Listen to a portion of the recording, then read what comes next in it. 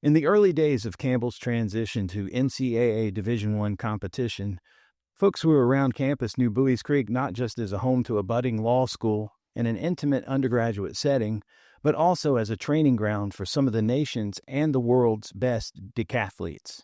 Orville Peterson and Ernie White both transferred to Campbell to train with legendary Coach Brant Tolsma.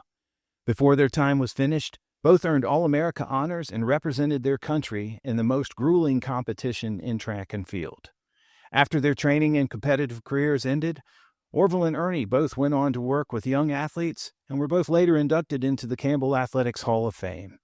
My name is Stan Cole, class of 1987, and this is our next installment of Tales from the Creek, where we visit with the people who have made this place special over the years. I'm delighted today to be joined by two Campbell Hall of Fame members, Orville Peterson and Ernie White. Welcome to Tales from the Creek, guys, and thanks for taking the time to visit with us. Happy to be here. Thank you very much. We appreciate you having us. Guys, let's just start at the beginning. Tell us a little bit what it was like where you grew up and how you started playing sports. Orville, we'll just start with you. I grew up in Florida, South Florida to be exact. My first experience on running any kind of sports was we have in our neighborhood, we have telephone poles and they're spaced out. And we'll race from 2 poles or 3 poles. 2 poles was like the 50 and 3 poles was like the 100. And that's how we measured our distance. So we did that as kids. And as I grew up and learned about track and field in school, I got involved with it. Didn't get involved with it until high school. But other than that, it was just us men and my family, friends, neighbors, racing from one pole to another pole. That's how I got involved with running. Ernie, how about you growing up? I started out in 7th grade as a distance runner, and I really didn't like distance. So the next year I saw in 8th grade, I saw some guys pole vaulting, and I asked the coach if I could try that. And he said, sure. So I went over and they were trying to clear 8 feet.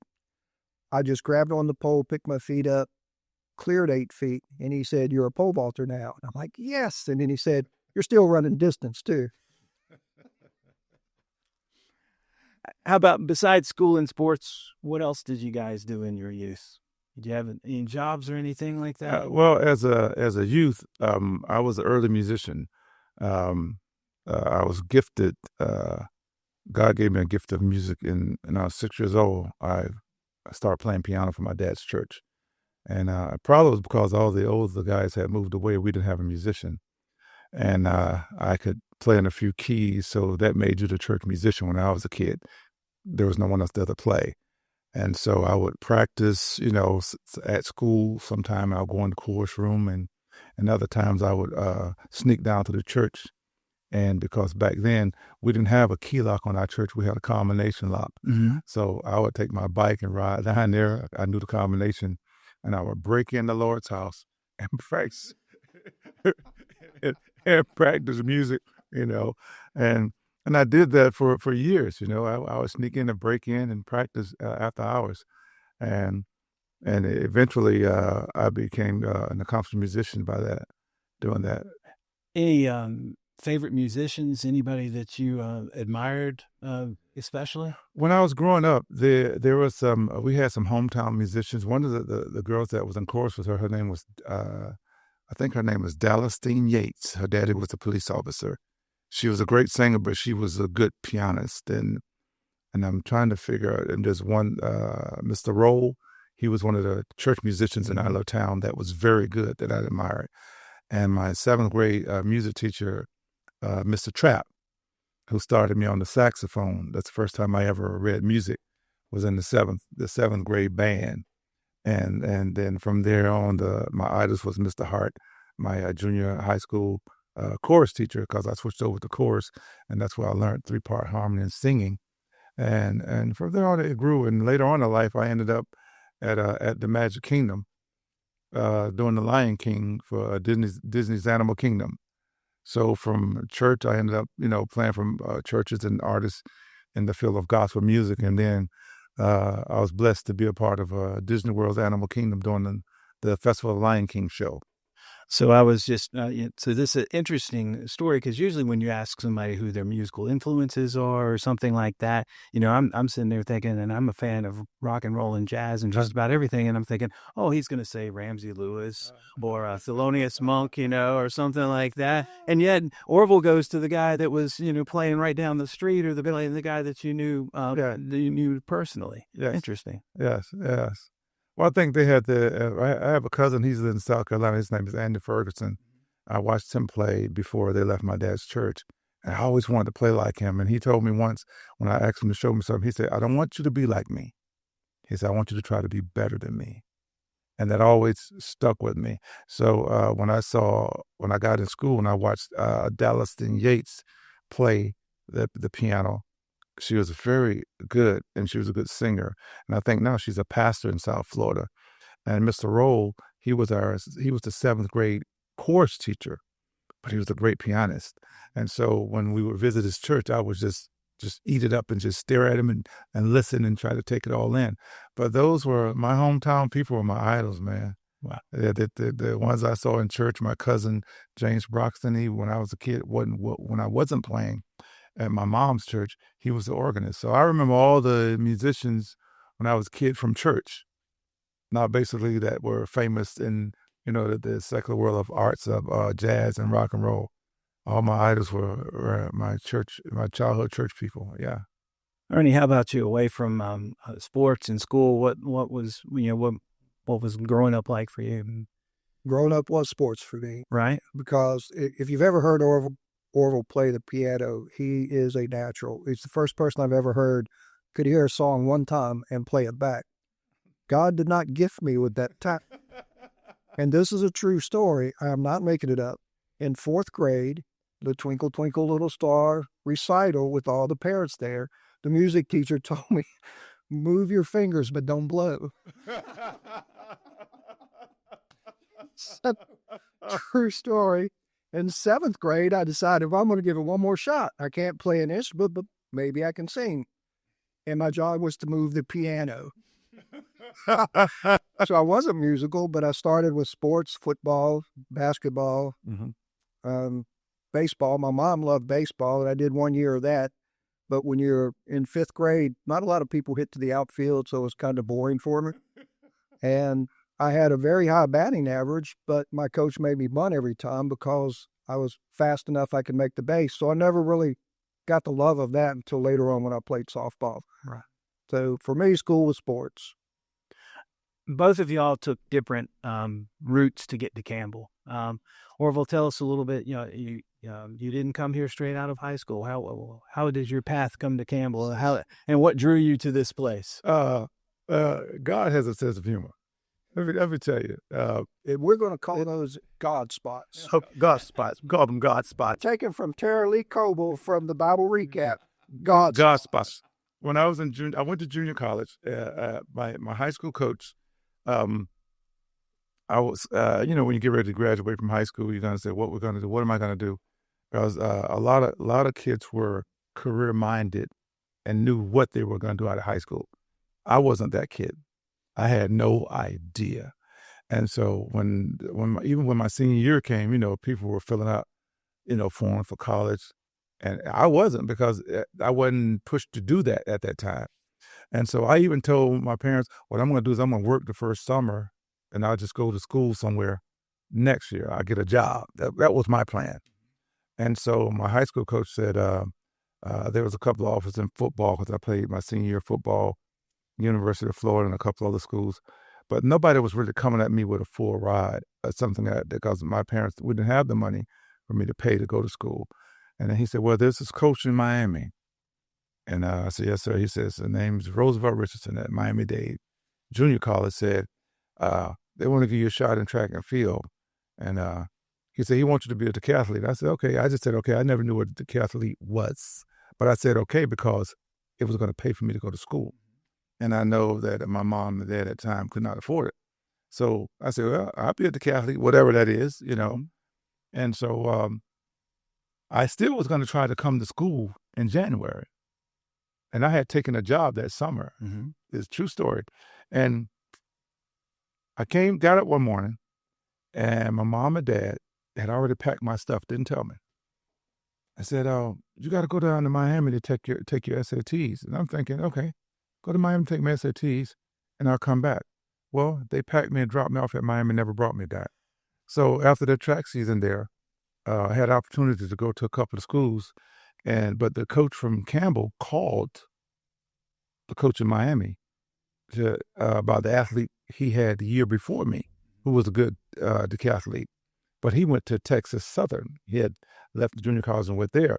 He said, well, I got this other guy that I think is my best kept secret that you might want to look at. His name is Orville. And he said, okay, can we get to meet him? And so he said, well, a lot of schools want to look at him because he just won junior college nationals here. I wanted junior college state. I was on my way to nationals. How I got to Campbell was when I went home to visit my parents. I was in a house fire and I got burned and I was unable to go to the junior college nationals. So when Coach Tolsma saw the national, he said, I didn't see Orville. And Coach Richard said, well, he was in a house fire. He's here. He came back to Miami to the burn center. And he said, well, let's see if you want to come visit us now. He said, so he called him to the office. He said, look, you got all these schools. Campbell wants you to come up there to see him now. Then you go see them. Then you come back and see the rest of the schools in Florida. Fine.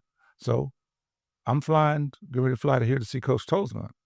Well, when I get to Atlanta, the lady tells me, stay on the plane. She said, let me see your ticket. I showed it to her. She said, well, you stay on this plane. That's okay. So we take off at Atlanta, and then the pilot goes, if you look out the left wing, you'll see Raleigh, North Carolina. I said, okay. So I call the stewardess. I say, are y'all going to parachute me down? And then she goes, oh, no, I told you to stay on. I said, yeah, we're going to Rhode Island. She misread my ticket. She sent me to Rhode Island. And so Coach Tolsma was sitting here in Raleigh from that morning till 11 that night, because when they sent me back through LaGuardia, they thought it'd be faster. All the planes got delayed. Oh, dear. And so I didn't get out of there till that night to get here. But when I met Coach Tolsma, man, we hit it off, and he was the only guy in the airport smiling, looking for me. So I figured that must be him. And when I met him and I found out he was a Christian, he didn't know it then, but the interview was over. Mm-hmm. Once I found out he was a Christian and he loved the Lord. I didn't tell him, but I was just waiting on him to offer me the scholarship. He spent the whole day, taking me around school, getting me something to eat, meeting everybody, going out to the track. And, this would be a good place for you to come. And I'm like, if he only knew, just stay. Once you let me know that you love the Lord, I was sold, And so at the end of the day, he was kind of nervous. He said, look, of course, you know about all the offers I had. So he was a little probably nervous. He said, look, we're going to pay for your books. We're going to give you a full ride, and we're going to make you comfortable here. And he said, here's the scholarship. You just need to sign it. I said, well, Coach, I'm going to sign it, but my coach wants me to bring this back to him so he could read through it before I sign it. And he said, you sure? I said, yeah, Coach. I'm going to sign it. But I promised the coach in Miami I would let him see it first. So I flew back home. 2 days later, I'm back in front of my coach in Miami. He said, well, what'd you think? I say, I'm going to go to Campbell. We didn't have a nice track, but we had the coach. Right. It wasn't about the facility. It was about the man that they had here. I was sold on the coach. And so he said, you sure you want to go there? He said, what about, I said, no, I'm going to go to Campbell.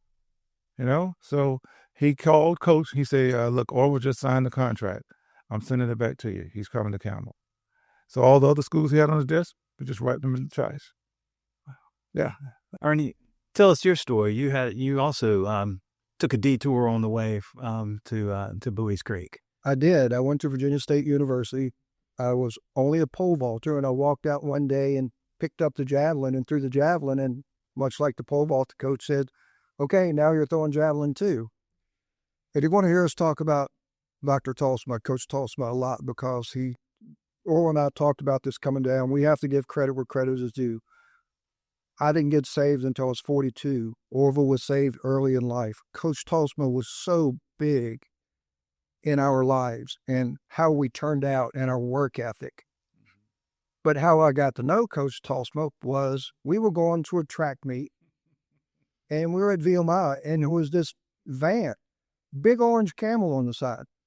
So I saw that. I was at Virginia State at the time. When we got back, at the end of that year, I was going to transfer. A coach from another high school who really didn't know me just by name and what I had done, he actually sent out a recruiting letter, and he asked me, Ernie, he said, is there anybody you'd like to send it to? And I said, well, there was this school that had a big orange camel on the side of the van. And those vans back. Get those vans back, buddy. He said, well, that's Campbell University. So Coach Tolsma called me, and the coach from NC State called me. The coach from NC State just wanted me to be a pole vaulter. Mm-hmm. I'd kind of wanted to do more events, but the only thing that I ever done in track was the javelin and the pole vault. So Coach Tolsma calls me. I came down 30 minutes after I got here. I was doing a decathlon. That's right. Really against Orville. I weighed 165 pounds. And here's Orville, massive chest, bench pressing 8,000 pounds. And here I'm probably bench pressing maybe 150. So I'm thinking, well, what am I getting myself into? Well, I did okay in that decathlon, and coach offered me a scholarship. At the same time, NC State has offered me a much better scholarship. So I'm trying to make up my mind, and I called the NC State coach, and I said, how many people in a class? And he said about 200, sometimes more. I called Coach Tolsma. I said, Coach, how many people in a class? And he said, about 20. I said, I'll be there, Coach. And that's what brought me down here. And Orville and I found out in talking to Coach Dharma a little while ago that the orange camel isn't on the van anymore. No, they've moved away from that for quite a while ago. When you go to a van pool or something like that, and it costs money to get them screened, and then sometimes you like to be a little incognito when you're somewhere out on the road. You know, maybe somebody sees that and they might think, oh, there's somebody that might have some gear in there. They might want to break in. Different reasons why they don't have it marked necessarily for the university anymore. Wow, I love that camel. Yeah. I love that camel, everybody. Orville loves that camel. I used to keep at Fleming. I taught in New City for 24 years at the high school I graduated from. And I kept a sticker on the door that says, if you can't take the heat, get out of the creek. Right. And it had the big orange camel, and everybody would come in and say, Coach, what does that mean? And I would have to explain. And you have to explain to them that we were right there on the Nat belt from Columbia, South Carolina, due east to Fayetteville to Buies Creek. In the summertime, it's about the hottest place in our eastern United States. It feels like. Yes, sir. Yes, sir. It is. So, the decathlon. Yeah. We, for people who grew up that are a certain age, and I try to explain this to some of the younger students that I teach. You grow up and you learn in sports history, and some of the first sports history you learn about in the United States sports is Jim Thorpe, 1912 Olympics, the greatest athlete in the world. The decathlon, the Olympic champion in decathlon is dubbed the greatest athlete in the world.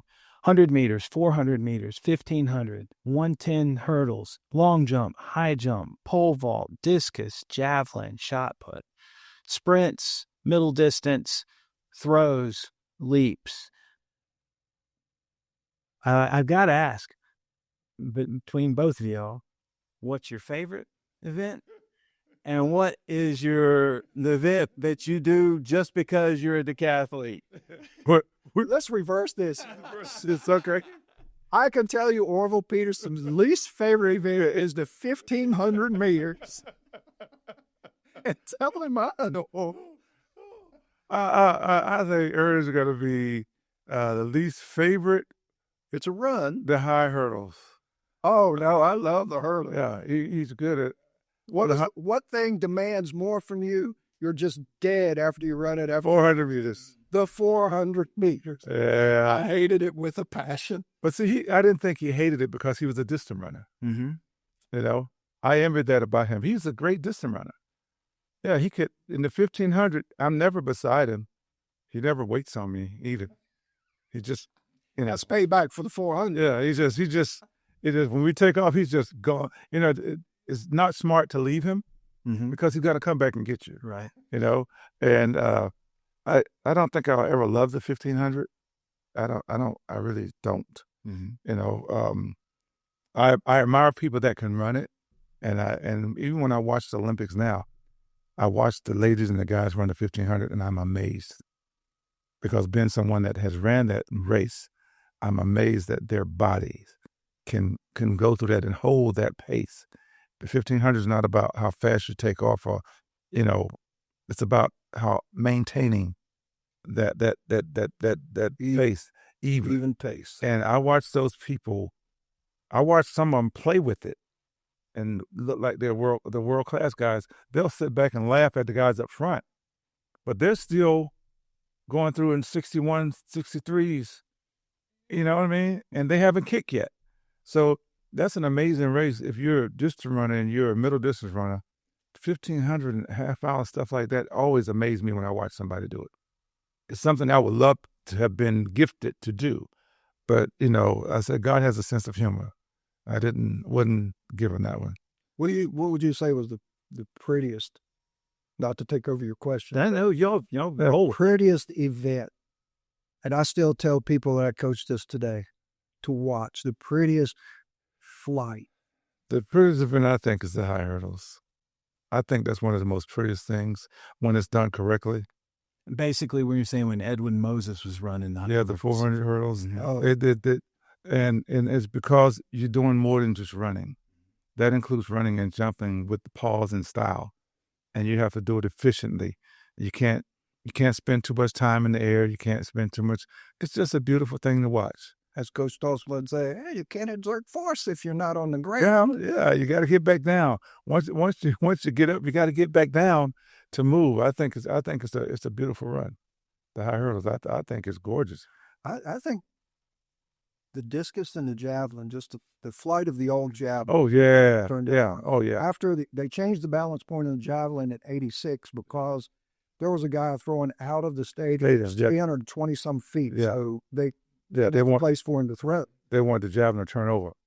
So they changed the balance point and it turns over. So it went from being like I had pretty decent technique, but it went to favor the person who was really strong. Mm-hmm. Yeah. And the discus is just beautiful flight. If somebody hits it right, I can hit it right. It all day long. It just sits on top of the air. Which did not happen to be one of my best events, being a skinny dude. Yeah. And even for Orville guys, really can wing a disc. But you got to hit it right. Yeah. That's the technique is, even if you're strong and fast, when it comes to the field events, that's why the decathlon is such a balanced event to compete in. Because even though you might be strong and fast, if you're not great with your technique, it doesn't matter. Somebody that has great technique can kill you. And you couldn't waste effort. No. Like you couldn't take too many run-throughs. No. The decathlon probably was as much mental. And I remember at Division I, we started the second day, 7 a.m., and we finished after 10 o'clock that night. Mm-hmm. And because the second day is the pole vault, it goes so long. I was a good pole vaulter, so I waited almost 4 hours before I had the pole vault. Yeah. And you don't know how quickly it's going to go, so you have to stay warmed up. Yeah. And you can't, a coach used to tell us this, remember what Daley Thompson said? It's like having 10 girlfriends, and you have to keep all 10 happy. Oh, yeah. So the thing about it was, if you had one bad event, you couldn't let it carry to another event. That's right. Kind of like a batter in baseball, when they hit a slump and they let one bad one lead to another, and now you're in a slump. You can't afford to do that in decathlon because you only got 10 events. You mess up in 3 of them, you're done. I think for me, even though I love how the hurdles for us, I think for me the easiest event, but the technicality of it could be difficult sometime, and that would be the high jump. Because if I clear my opening height, I get to relax, but you didn't know if that was going to be your event that day until you warmed up. You know what I mean? Because one day I could be on in the high jump, and then the next day I could be off in the high jump. You know what I mean? Well, the case in point, nationals.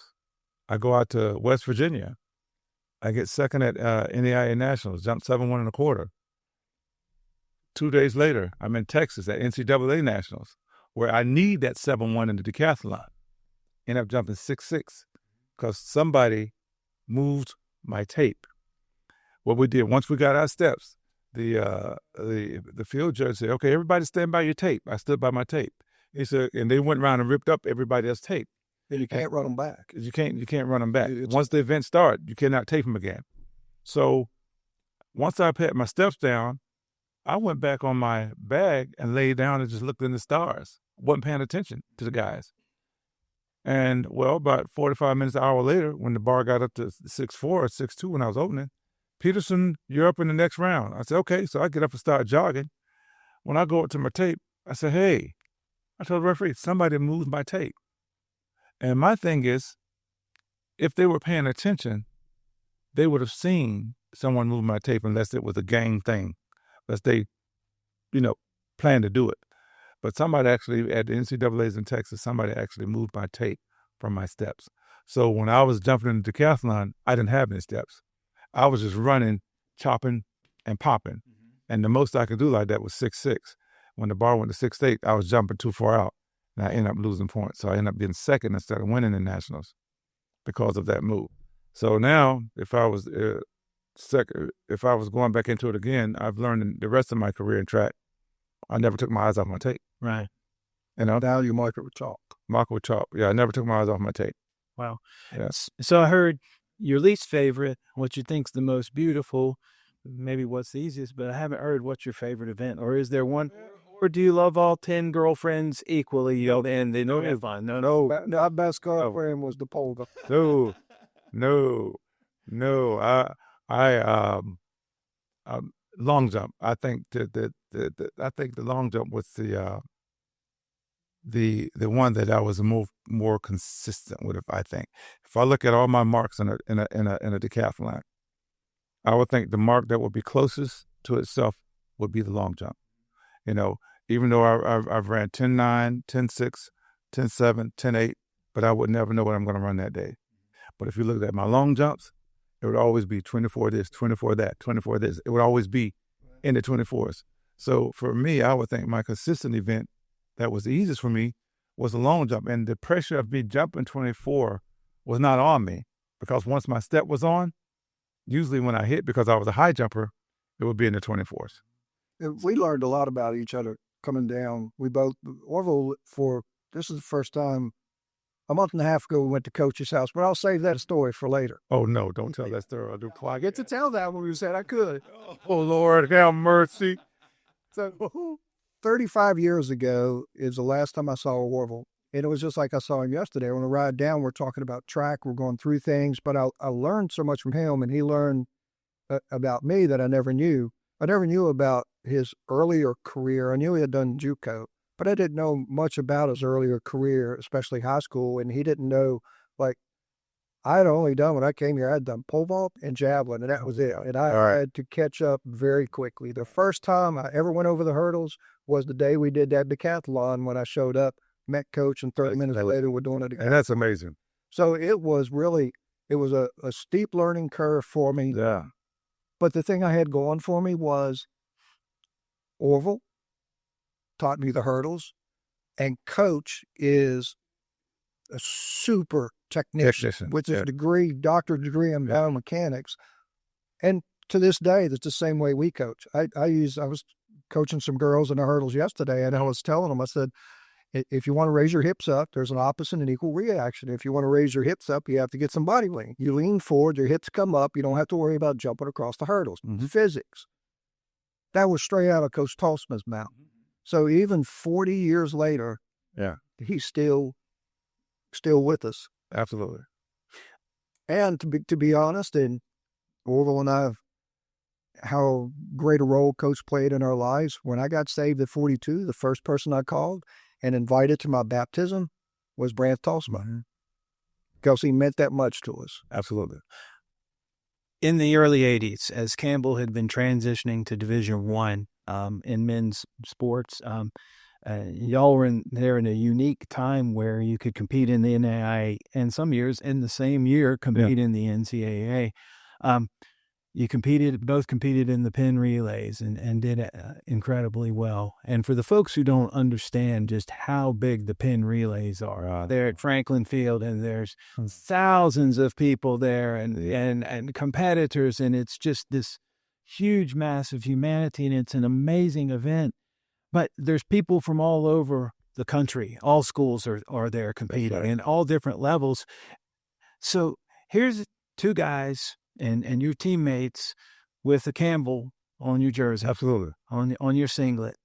And you're going up and you're competing against teams that have states named after them. That's right. What was it like to represent Campbell, or what was the most odd question you got from somebody who's like, Campbell?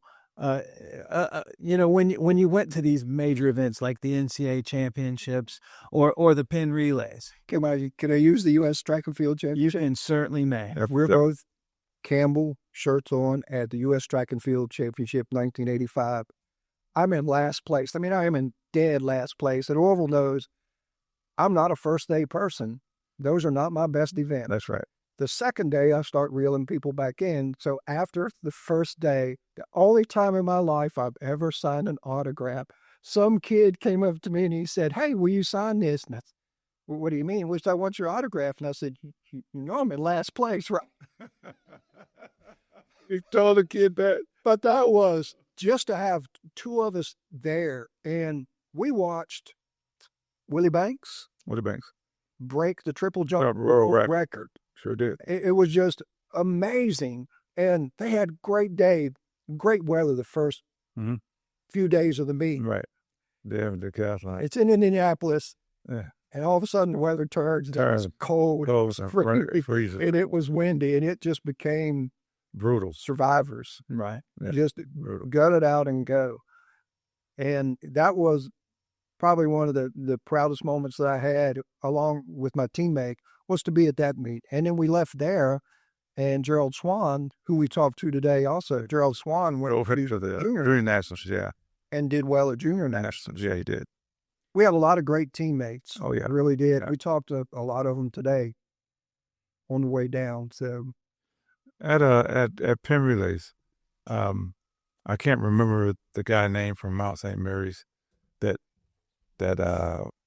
we were doing this. We were colliding heads year round, and I'll never forget the first day of the decathlon. He made a statement in the paper. He said they asked him, "How do you think you guys are gonna do that Campbell guy's out front?" He said, "Oh, he's just a first day guy. We'll get him the second day. We'll reel him in." And I've never spoke to the press, and that's something I don't do.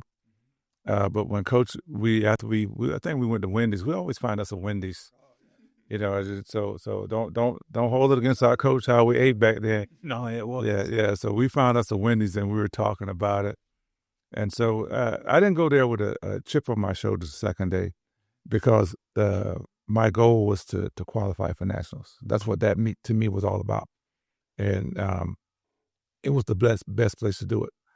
And so the second day came around, and usually I have a terrible pole vault, but I had two coaches. I had Ernie and I had Coach Tolsma, and so I think I might have clipped 13-1 or 13-6, almost close. I think you maybe 13-6 or 14-1 or something like that. And they probably thought I was crazy when I got over 14-1. I was just, and so I guess their guy didn't do that much better. He's supposed to be a second day guy. And I think that was my best quarter was at pin relays. That was my best quarter at pin relays for the decathlon of 48-2. And my best high jump, I remember that. Yeah. So, I mean, that was a highlight for me, because at the time, Mount St. Mary was known as the decathlon guys. They were supposed to be the best in their business. And for our school to come away with the number one spot at pin relays, it was just, I just felt good, because I wasn't a smack talker, but it just felt good that I won that one. You know what I mean? My goal was to qualify, but qualifying and winning, qualify for nationals and winning was the best feeling in the world, because then on the award stand, and Mount St. Mary's was down here, and Campbell was up here. And then that was 84. 85 was my senior year. So, you had to be collegiate athlete. Yeah, to go. So my competition was, well, actually, I wasn't supposed to finish in the top 4 or 5. And I'm pretty sure he either got second or third. I think maybe the second. Robert Ekpekte. Ekpekte, yeah. And there's the thing about Mount St. Mary's. They didn't have a single American. No. They were Norwegian. Pipeline to Norway. Norway, yeah. They had, and I'll go ahead and quickly get this story out here. They had a Frenchman named Bill Motti. He was your typical ladies' man Frenchman. That's a long hair, the accent. That's a yeah. Understand? Here come Bill Motti. Here's a Bill Motti. He's long jumping. He hurts his ankle. Mm-hmm. Now remember, he's not on our team. We come back from the pin relays. Coach said, we're not going to be like Bill Motti. You guys are not going to drop out of a meet because you hurt an ankle. We're going to start doing once every other week. We're going to do opposite foot. You learn to jump off your opposite foot. Oh, I hated that drill. So I had the high jump. I had the long jump off my right foot. Orville had the jump. But you were good at it, though. I was all right in the high jump. And the long jump, that was ugly. Yeah, but in the high jump, he was jumping almost 2 inches below his PR. 3 inches. My PR 6'4" is what I could get off my right foot. Yeah, and you off the wrong leg, he was jumping almost 6'4". Not like me. I was jumping 5'8", and I'm a 7-footer. Yeah, Coach used to say your technique is better on your right foot, Ernie. My technique was terrible when they switched. That leg was powerful. I mean, I looked like I was belonging to a sick hospital or something. Well, Orville, it used to be fun to watch Orville pole vault when I first got here, and he was. I think you were afraid of the pole vault, and still ain't. He got to the point where he really bent the pole. He learned. He had got the confidence, and he learned to lay back on the pole and use the pole. So the pole started throwing him instead of him throwing it. Right. And he very quickly went from, I think when I first got here, you maybe were 12 feet. Maybe. And you jumped up, or you lower. Lower. Well, I was giving you a little credit there. Right. I appreciate it, but I'm in the creek and I should not tell a lie. And he jumped up quickly. Yeah, I went up quickly, but my history in the pole vault is just embarrassing. Yeah, there was a meet that I high jumped higher than I pole vaulted. Yeah, I high jumped 6'6" and I pole vaulted 6 feet. Well, to me, the pole vault would be the most daunting task of them all. It is. Because it's throwing you higher in the air than your body can throw you. That's right. And I can only imagine back in the Middle Ages when they used to try to vault up onto the castle and attack people or whatever they were trying to get over, because that's where events came from, as the things that you used to do. And that reminded me, I was going to tell you, the way Orville practiced hurdles over a tire. Mm-hmm. You tell him about that in a second, because you told me about it on the way down. We didn't have the equipment, so when I first learned to pole vault and the coach said, you're going to be a pole vaulter, my mom had a chain link fence around our yard, and she had the spikes turned up. Woo! Because I lived in the city and she didn't want anybody climbing over and fence. So the spikes were turned up. I would take a galvanized pipe, jam it in the ground, and vault over that fence. Wow. But we didn't have any other equipment. We were talking about seeing the new mats and all the new where they extend way out. Orville had foam mats to high jump on. I mean, literally, it was a net with foam in it. Yeah. And we had the net with foam in it, and we took, for the pole vault, this is back in high school, we took 3 football tackle dummies, put 2 on the bottom and stacked 1 on top, and that's what extended it past the box. Wow. So if you fell... You fell on the tackle box. You wanted to hit one of those. Right. Wow. We've talked, y'all have alluded to Brant Tolsma.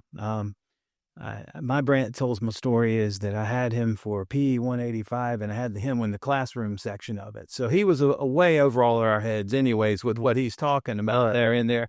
But he was a very good instructor, and I remember him being engaged in that class.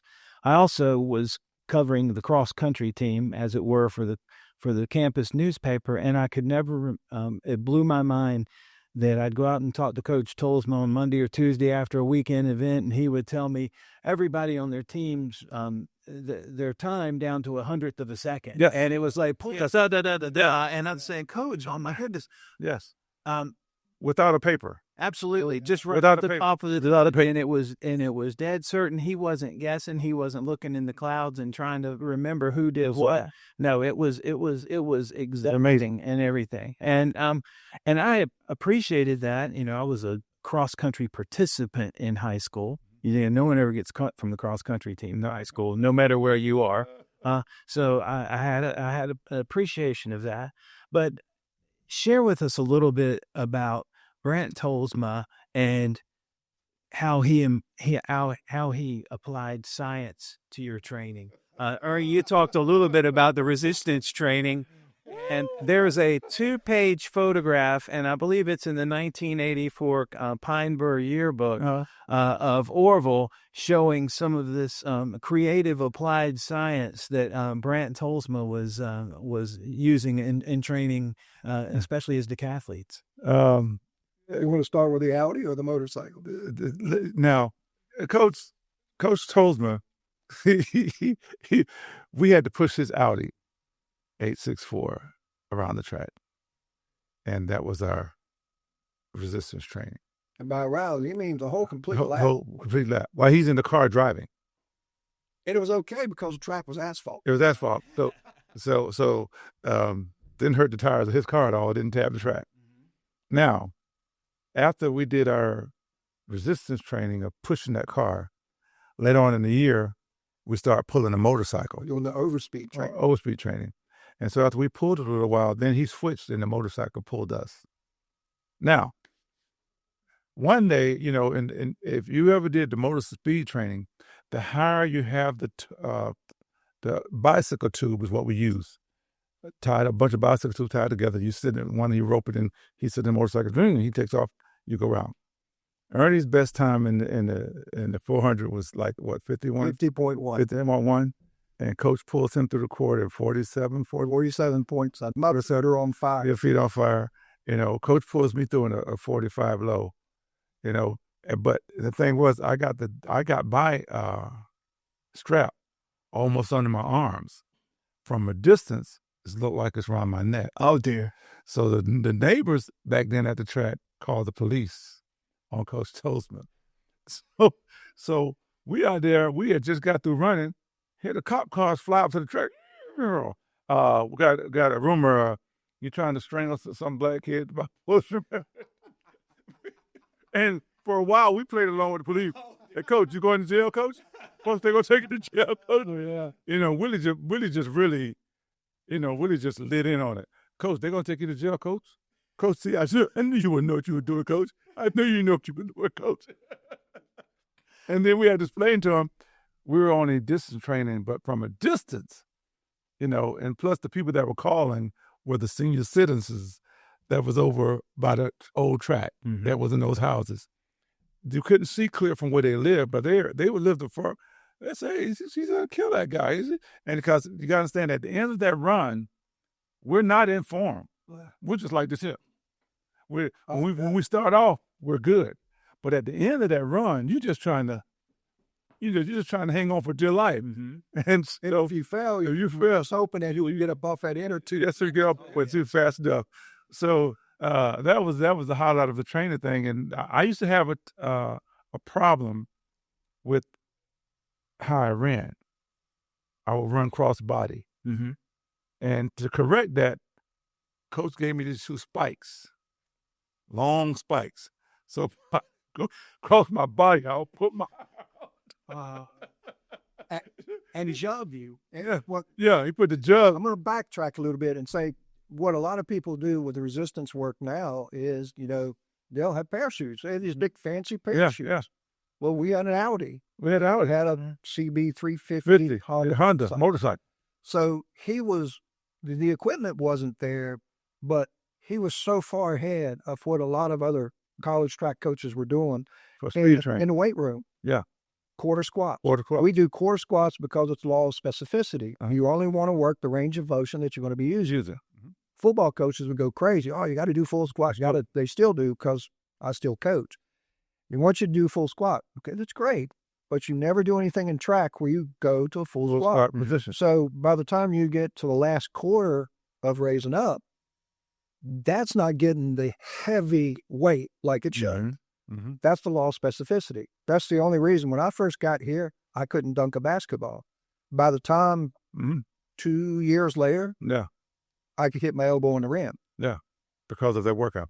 Mercy. Yeah, so it was. And then he was way ahead of the his time. trap phenomenon, which was you want to work your muscles. You want your muscles firing fast, your nervous system already trained, ready to go. And that's why, you need to at least sprint out if you're running 100, you need to sprint a full max 40 yards so you can get your nervous system warmed up. Right. And then there was underwater pole vaulting. Underwater pole vaulting. In the swimming. Yeah, that's where I almost drowned. Top front. I didn't really like that either, did I? No, I did not. I didn't. I liked the water. I wasn't coach. He almost drowned me. He jokes about it today, but he almost drowned me in that pool. That pool right over there. I kid you not. He almost drowned you another time, too, but we'll get to that. Sorry. Oh, you know what? That's not right. What he's doing right now is not right. We left that in the car. So a lot of people who have not been to campus in a while, or a lot of people who didn't experience Campbell, before the last 15 years, right? Don't understand where y'all were training every day. Now stands a football stadium. Mm-hmm. Behind the 3,000-seat convocation center is now a state-of-the-art track facility. Neither of those things existed in 1983, 1984. No. And where you drive south or north on U.S. Highway 421, you're going to see the football stadium rising 5,000 some seats. It was just path and some small duplex houses around it. And you look straight out over there. You walk right across from the dorm instead. Now there's a tunnel under the thing. So there's a tunnel under there? They've got a pedestrian tunnel for the students or whoever wants to park on this side of the highway. You can walk under, or you can ride your bike, which I do sometimes on the ramp up under there. The marching band comes down the steps through the tunnel, and they never have to walk across the street. You do not have to walk across 5 lanes of traffic, and we had to dodge traffic.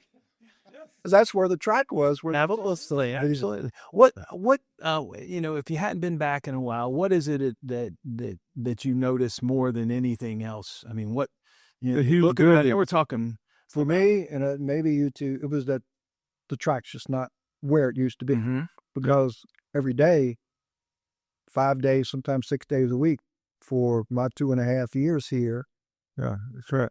That's where we were, crossing across and going over. And the amazing thing for me was when we were coming here, as we got close, and I see these huge buildings. I'm asking Ernie, what's that? Because he's been here before me since then. Medical school. And I say, are you kidding me? He said, no, this is medical school. And then as we're getting close to campus, I remember the little gas station on the corner, because one of the state troopers gave me a ticket there coming back from campus one night. Because remember, there used to be a stop sign that when you came on campus, you had to stop and then proceed. Correct. I came in one night on campus, and I just slowed down. And the state trooper was sitting at the gas station. I said, I slowed down. He said, yeah, but you didn't stop. He gave me a ticket. Mm-hmm. He gave me a ticket. And now we have traffic circles. Yes. At one point in time, we had a blinking light in the shortstop. All this, but now we have traffic circles. I like to tell people we're probably the only Division I school that doesn't have a traffic light located in its that's right, in its vicinity. That's right. In the country. 364 Division I schools, right. And we are the only one maybe without a traffic light. I listened to Rhonda's podcast yesterday. Rhonda Mueller. Mm-hmm. And I'm sorry, Rhonda, I can't remember what your new last name is. Rhonda Mueller, who was here as an assistant coach when and she was talking about walking across with new students and with her class and telling them, well, this used to be this and this used to be this. And you guys, and this is, I guess this is what every person who was here in the past said, you really had it good because this is the way we had it. And 30 years from now, they're going to be doing the same thing. They're going to be walking, well, this wasn't here. This technology lab wasn't here, showing holograms and all that stuff. So I think for us, just to talk to Coach Tolsma earlier and tell him, we had an asphalt track. We went down to Baptist. We had a track meet down there. That's now known as Charleston Southern University for you folks who don't remember Baptist College. It's Charleston, yeah. Yes, sir. So we got paid to go down there. Their homecoming was a track meet. A track meet. So I guess they were tailgating, watching the discus or something. But anyway, part of my job was, because there was only one person ever on full scholarship at track at Campbell in that time period, and he's sitting across from me right now. So the rest of us had to do a work study job. So my work study job was to drive the van. So Coach says, hey, Baptist is cutting up their gym floor. We are going to pick up these rolls of rubber strips. Mm-hmm. Can you drive the maintenance truck down to Baptist and pick them up? Sure, Coach. So we go down there, and that meet was rough. It was. Rough. It was. We just, both of us did so many events. We were so tired. Yeah. And I've got to drive this truck with all this heavy rolled rubber. So we brought it back. We laid it out. We had the long jump runway, And pole vault. the pole vault runway, And one 100-meter section Yeah. of rubberized track. That's right. Mm-hmm. Until later years, the helicopter came along for ROTC and blew everything. Blew everything away. Yeah, blew everything away.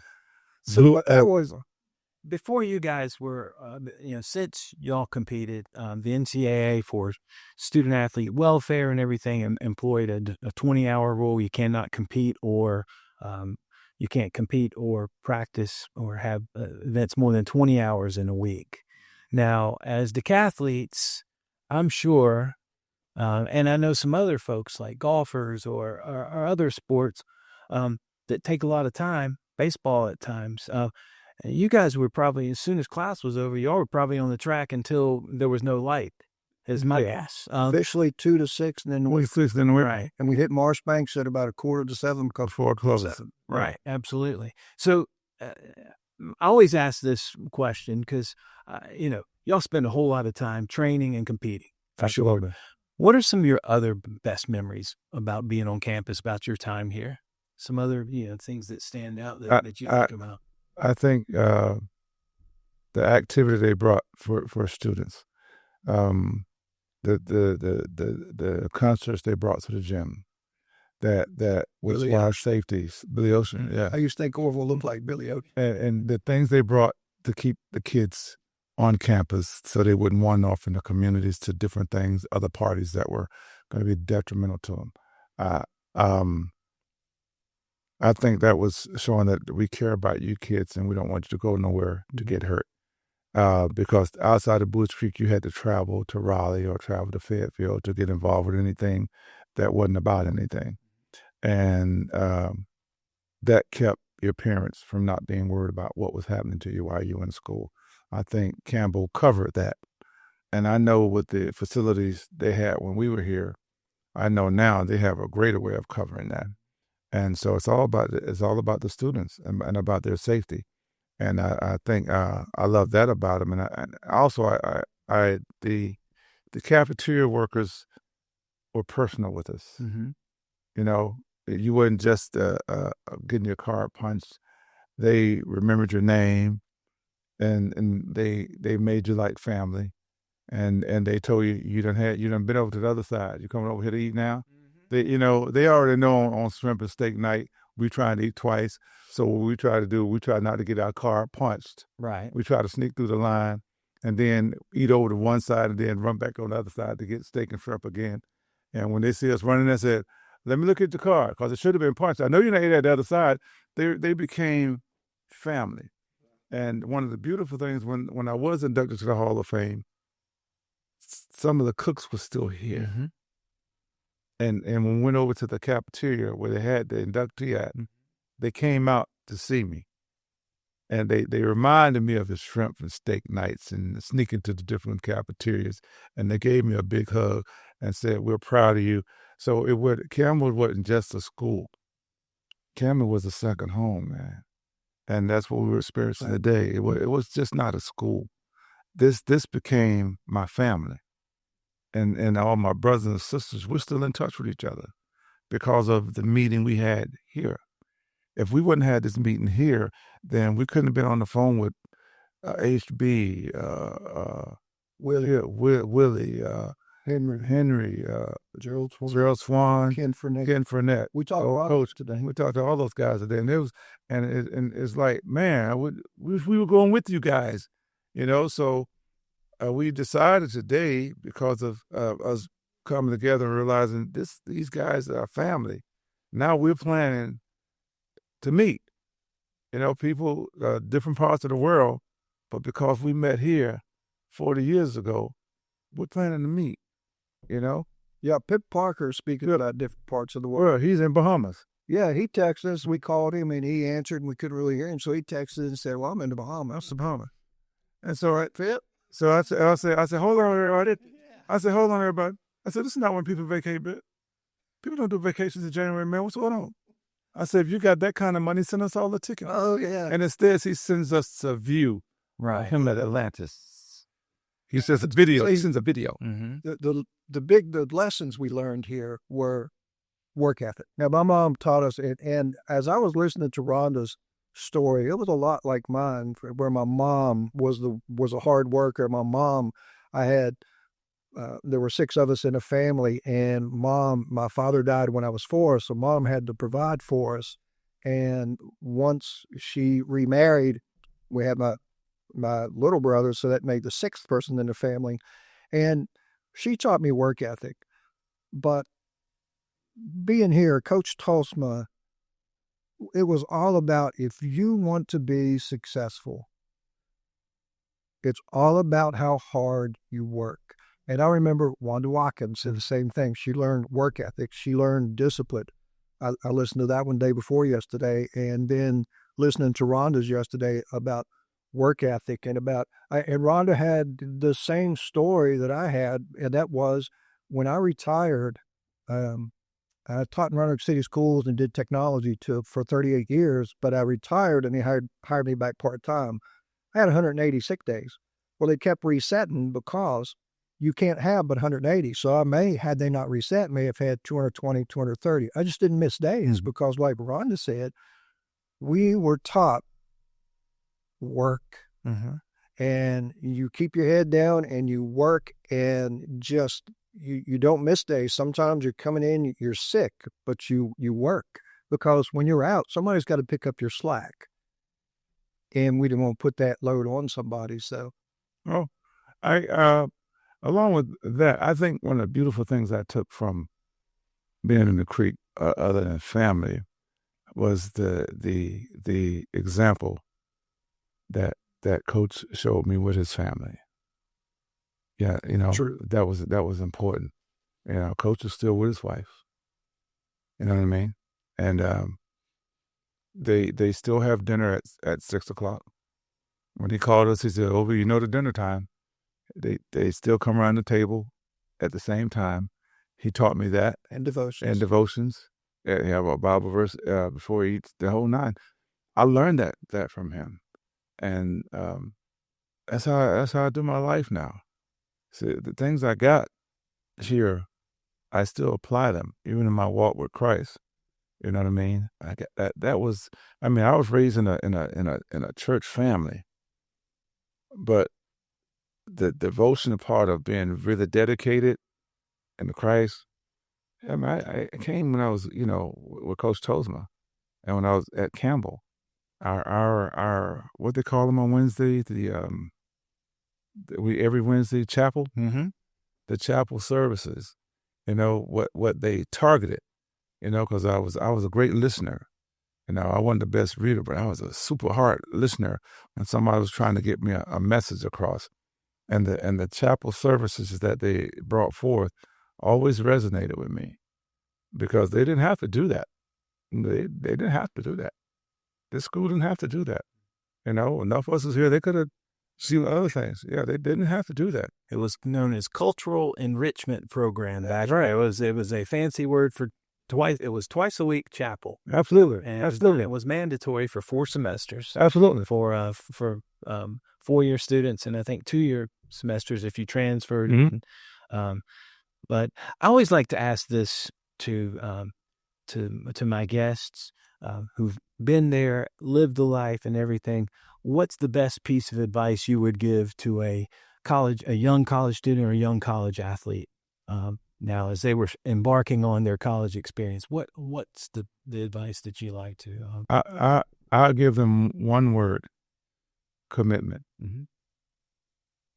I would sum up everything I would say to them is, if you commit, a committed person. If you get a scholarship, and if you're enrolled in school, commit to the journey. See it through. A commitment. There's nothing better than the person that's committed to you to do what they say they're going to do. I think that's one of the best qualities an athlete, a student can have, is to be committed. If you're going to be in a sport, commit to it. That's the thing Ernie probably used to say me, he said in the high jump.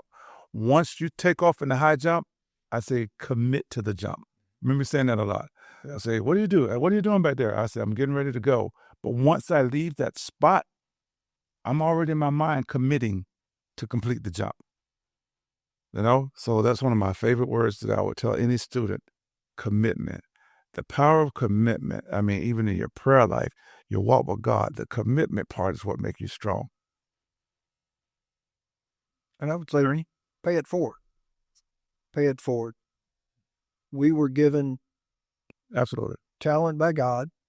We were trained by a godly person, mm-hmm.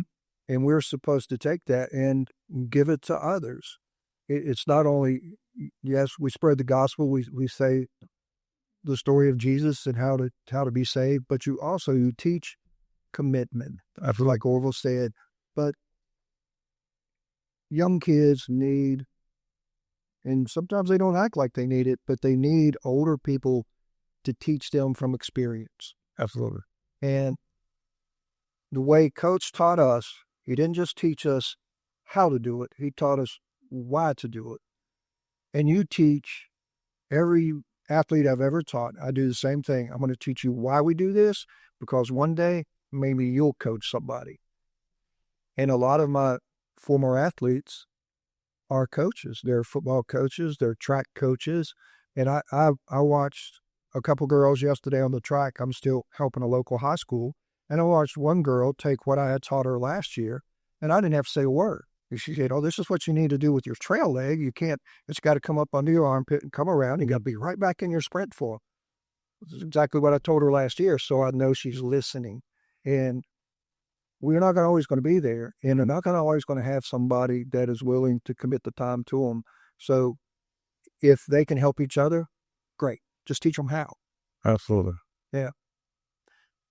Tell us a little bit about what motivated y'all. Y'all both have been involved in working with young people since, golly, it's hard to say. It's been 4 decades since we were all here together at the same time. Yeah. But tell us a little bit about what led you to it and what's the best part about it. Orville? Well, I think, and then, again, commitment. I work with youth by being in the church. Starts with Sunday school, young people, and then I work with the city programs, the troubled kids. I've done that, and the biggest thing I do with them is I have to lead them by example. I can't tell them about love. I got to show it. When somebody knows you care about them, they'll listen to you. They will. When somebody knows you really love them. You don't have. They'll see a fake and all. You don't have to struggle to get to that person. When a person knows you cares, sometimes they could be standoffish because they've been hurt, but eventually they'll warm up and you'll be able to help them.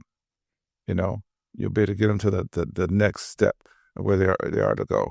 I think that's one of the biggest things I've done since I've left campus. Learn to work with young people and to see yourself in that person.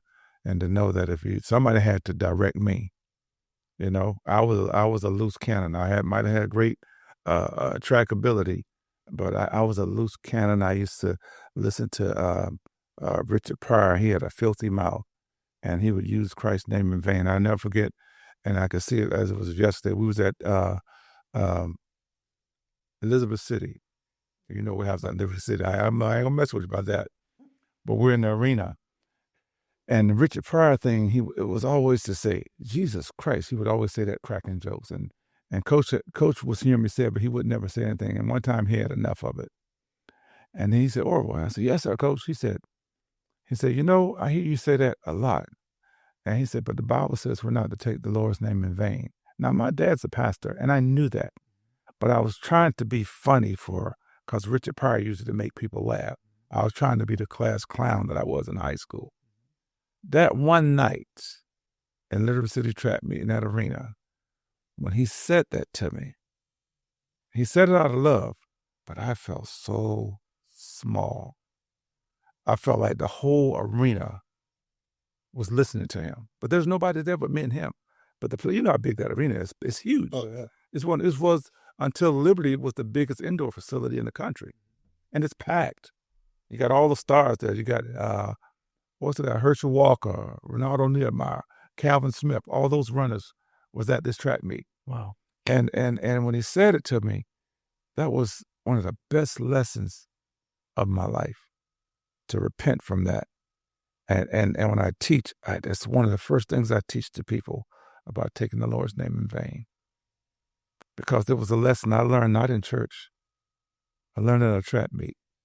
Because Coach had the heart to redirect me, because he saw me going the wrong way. Had nothing to do with my athletic ability. I was running good for him. But it was more importantly that I respect the God than win a track meet. And so I think one of the greatest things you could do is lead youth by example. And that's the God shots we were talking about coming down. Yeah. So for me, it was in '86, after Coach decided he was going to Liberty, I'd taken a year off. I was supposed to go in the military. I ended up going in the reserves. I did ADT, my active duty for training, and then I went in the individual ready reserve because Graham Rummon had come out, and I had to wait a year. I was broke. I didn't have a job. I didn't know what I was going to do. So I was at home, and my old high school track coach came down, and another person that God had put in my life who was a good Christian, who steered me in the correct direction when I was in high school. And he called me White. He said, "Hey, White," said, "You graduated from college, didn't you?" I said, "Yes, sir." I said, "I graduated from Campbell last year." He said, "How would you like to coach football and track?" I said, "Well, okay, coach." So if I hadn't been there that day, right in that spot, which is that God shot, I would have had a job. The next day, he gave me a telephone number. The next day, I had a job. Now, I didn't want to be a teacher. I majored in education because I just had to pick something. Mm-hmm. And 38 years later, still didn't want to be a teacher. 38 years later, and just where God had put all these people and brought everything together, it's where I met my wife. My wife was an inclusion teacher for ELL. That's where I met my wife, and the whole plan wasn't Ernie's, because Ernie had a totally different plan. Absolutely. So I'm like 15 years into teaching, wondering, well, what do I want to be when I grow up? Yeah. So that's how I got into teaching and education. Ernie, Orville, you've both been inducted into the Campbell Athletics Hall of Fame. What does an honor like that mean to you? I'll start with you this time, Ernie. It was, and I want to thank Ken Fournette for being the person that nominated me. Ken and I had run track here together. It means everything, because all the work, all the effort that you put in with that Campbell logo on your chest, somebody is saying thank you. And you humbly accept it, because had it not been for that school willing to pay you, willing for you to come in, you wouldn't be where you are. So I'm just thankful to Campbell for the education, for getting me ready for the job world, for the friends that are lifelong friends. So it means a whole lot. Orville, that's an honor like that. What does that mean to you? I mean, you've been up on the podium at some of the biggest events, and both of you have been in some of the biggest events in the country and everything. What does an honor like that coming from Campbell mean to you? Being recognized as one of their star athletes, and I think being inducted to NCAA Hall of Fame says that not only were you a great athlete, a decent student, but you had character. I think it lets me know that you felt like I had the character to be represented at your school, to be honored, and to me, that's awesome. To think that I walked in a certain light, that you thought enough of me, that I had the character. I guess if we had a name called Campbell Lights or whatever, I was a Campbell Light to have a character that you thought enough of me that I deserved to be as one of your honorees put into the Hall of Fame. And that's a teardropper for me, man.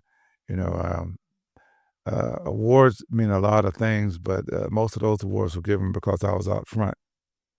But when the Hall of Fame award, that's something totally different, bro. That's a biggie, to me, that's a character event. I have one award that I have hanging on my wall from all my Sandlot days, my high school days, my Virginia State days, my Campbell days.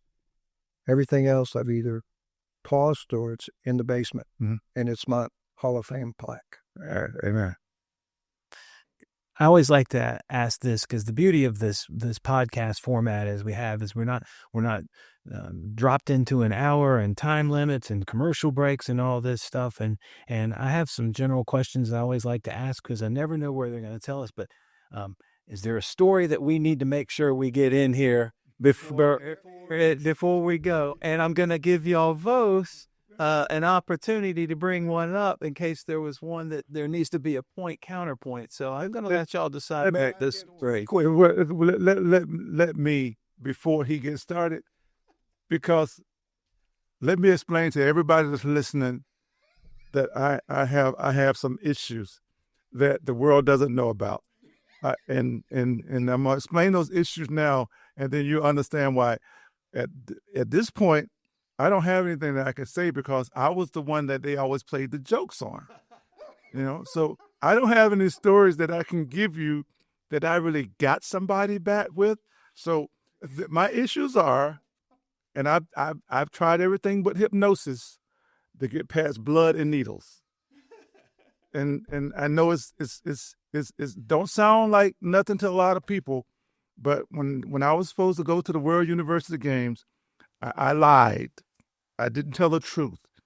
Coach Tolsma asked me, Orville, did you go get your tetanus shot? And I told him yes about 4 times. And I had not been to the infirmary because I was afraid of needles. So one day at track practice, Coach Tolsma picks me up and asks hey, come ride with me across campus. So he takes me to the infirmary because I was telling him yes, and they was telling him he hadn't been by here. So eventually he gets me in the car, takes me over to the infirmary. And so even going over there, I still lied. Lord forgive me, but I said, Coach, I had that shot. I did. But that was anxiety building up. And so by the time we get there, I'm in a pool of sweat. He said, it was just a little pinch needle. I said, Coach, he said, well, go get another one. And that cut the conversation. Mm-hmm. So I'm going in. He sits outside. He said, I'm not leaving until you come back out. So I say, I'm Orville. She said, oh, we've been looking for you. We told you to come here about 2 months ago. You haven't been here yet. And the problem was, if I didn't get this shot, I couldn't get my pass. What's called that? Your passport. Passport. I couldn't get my passport. So she comes at me with the needle and the little cloth. I said, ma'am, can I sit down? She says, no. I said, ma'am, you don't understand. I say, the chair is right there. I said, can I please sit down? And the last thing I remember was her screaming as she poked me. Because that was it. That's, You blacked out. I was gone. And so what you're about to hear from Ernie is the fact that all my track career, they have played tricks and jokes on me, supposed to be my brothers, with things that they know I am fearful of. Okay?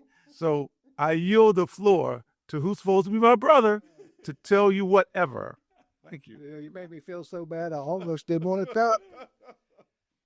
Well, first, Coach Tolsma and I were sitting over in where he was teaching kinesiology. I was taking graduate kinesiology. We almost drowned. We were at the end, and we said, "There's a skeleton in the front." And I said, "Coach, what do you think if we play a joke on Orville?" This is bad. Oh, yeah, I This is think real that'd bad. be kind of nice. This is real bad. So, Coach, what we were going to do, he took a bone. I was going to have a hole in a pair of sweats. I was going to go out early and pretend like I was pole vaulting, and when Orville came out the door, I was going to start screaming. So Coach, he brings the bone. He's all in on it too, and they're coming out of This is bad. small. Yeah, we used to stretch and small. This is bad. And I'm out there, and I see Orville come out, and I'm like, oh, and Orville said, "Coach, I think Ernie hurt himself." So Orville comes sprinting over, and Coach comes running over, and Orville looks down. He said, "Coach, do you remember exactly what you said? Coach, No, what is that sticking out of this?" Coach said, and then Coach go, "It's his bone," and they had fake blood. That's not cool. That's not cool, man. Or hits his knees, and Coach reaches out. And the sad thing about it is, not my day is ruined. Yeah. I could not practice. It was. I mean, I got dizzy. I dropped down to my knees, and see what happened was Coach was in the wrong position. This is how devastating these guys were. He said, "Well, Ernie, I was supposed to be behind him when he fainted." They knew the outcome. You know, they set this up. He had blood. I come away, he got blood all over, and this big bone is coming out of his pants, sticking out of his pants. And Coach say, "Ernie, I think it's your bone." Oh, man. And then Coach reaches down. I can put it in place. It's down, and I pop up, and they say, "It feels better." Oh, that was not good. That was not good. So then, to cap it off, See? with Coach again, Coach wants us, he invited us a month and a half ago to his lake house at Smith Mountain Lake. You're not going to do this, are you? You're really going to do this? Oh, yeah, I'm going to do it. It's 60 degrees. And I get there before Orville because I've always been an early bird, always earlier than Orville. So I get there early, and Coach says, "Let's go kayaking while we're waiting." I go to get in the kayak, and I have balance issues because of what's happened with my ears, but I have balance issues. So I get in the kayak, and the next thing I know, I'm in 60-degree water, trying to save a kayak that is fast sinking, and I've been under. So I come up out of the water, and everybody's getting a good laugh out of it. And Orville had just come down, and he got to see it. They're all getting a big laugh out of it. So Orville's wife says, "Well, let's do the paddle boat." So, Please, let's stay. okay, Coach Big brings the paddle boat. Now, remember, we used to be highly tuned athletes. Big mistake. The paddle boat over. Orville goes to step in the paddle boat. The paddle boat slipped out from under him. His feet are dangling. I've got him by his left arm to keep him from falling in. His wife's got him by his hoodie to keep him from falling in. And Orville's sitting there, "Get me up. Please don't let me fall. Please don't let me fall. I'm laughing so. They was laughing so hard. They would. I said, "Pull me up. You got pull me up. Pull me He up." said, "Ernie, stop laughing. Stop laughing. Pull me up." I mean, the lake was there, and I'm like, "I'm gonna go under, man. You guys pull me up." I was screaming. Orville, very calm. She's a very calm person. Orville, all you have to do is step on the ladder that you're on. Step on the rope. Can't move. Can't move. Couldn't move. So we finally drag him back up on the dock. And they had to laugh for their life. That was not funny. I was begging them. I was screaming. I was going under. I said, "Man, you got to pull me up."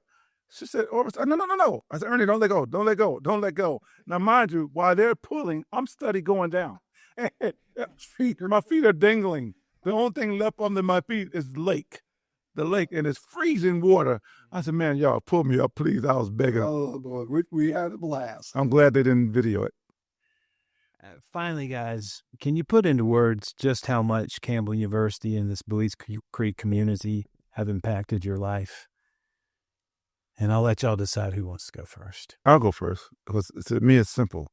I think I said it earlier. It became family, and the traits of family is like what Ernie said. You pass that trait on. You know, I think it molded me as it molded him. And I could speak from my perspective, my perception of it, and my perspective of it is that it molded me. You know what I mean? The ways of the creek molded me. You know what I'm saying?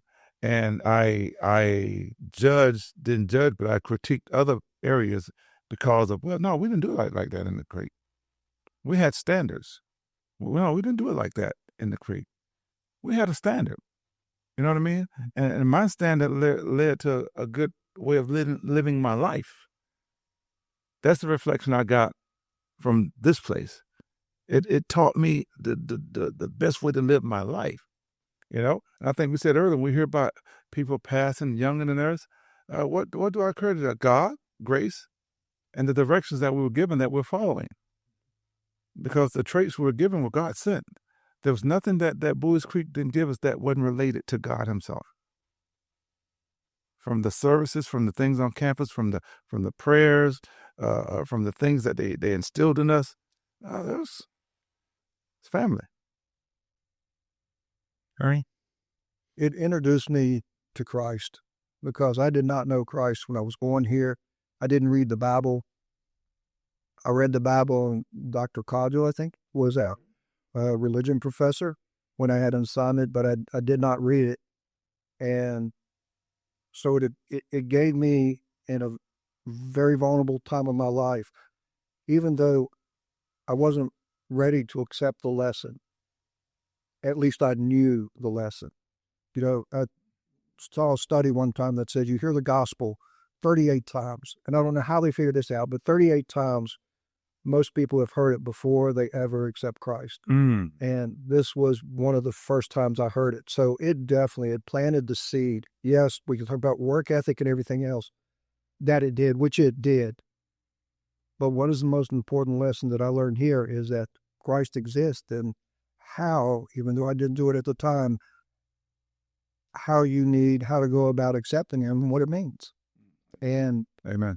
Again, Coach Tolsma's leadership, his being a father figure. That's right. Because we were really, really close. And Orville and I were really, really close. Absolutely.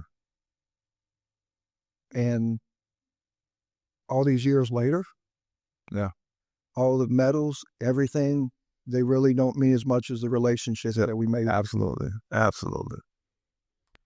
I'm Stan Cole, and our guests today on Tales from the Creek have been All-American decathletes and Campbell Hall of Fame members Orville Peterson and Ernie White. Thank you, Orville and Ernie, for sharing your Thank you for having the Creek. Thank you for having us, and we'd like to together thank the school for everything it means to us. Absolutely. Absolutely.